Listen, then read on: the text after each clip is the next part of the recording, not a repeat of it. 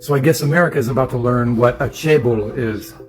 And they're going to be shocked to learn that there's these families in Korea that are dynastic and that they've been operating for maybe a couple hundred years. And some of them have wealth that are well beyond the means of what most people think is wealthy.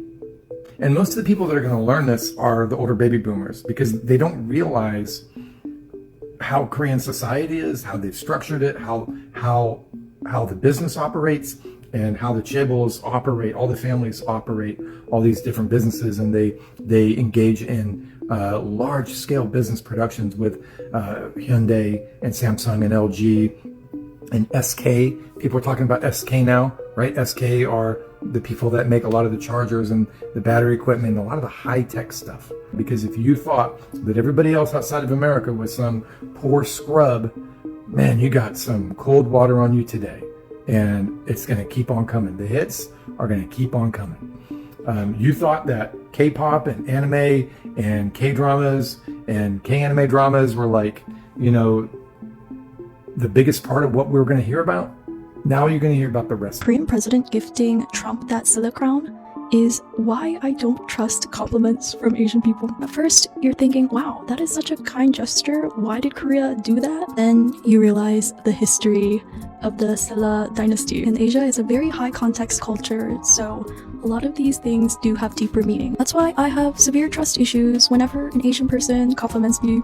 I don't trust it. So this was magic performed on a global scale.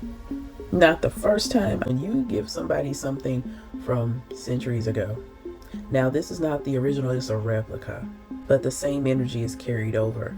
Yes, this is what you call real, the aesthetic of magic. I did come across a creator saying, oh my goodness, Americans are just direct and they're now passive aggressive, which is absolutely not true. Americans are passive aggressive, but they are unaware of other people's culture immensely. They'll even marry people from other countries not knowing they're shading them the entire time.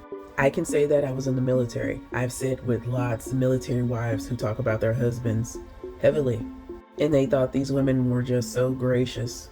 I knew the wives. So I just said that's their business. Why? Because anyone knows if you're dealing with a predator of any sort, especially a woman, she's only going to reveal herself to certain people, not everyone else. So even if I were to say, oh my gosh, she's this way, you're going to be like, no, she didn't. She did this great thing for me. I said, do you know where that's from?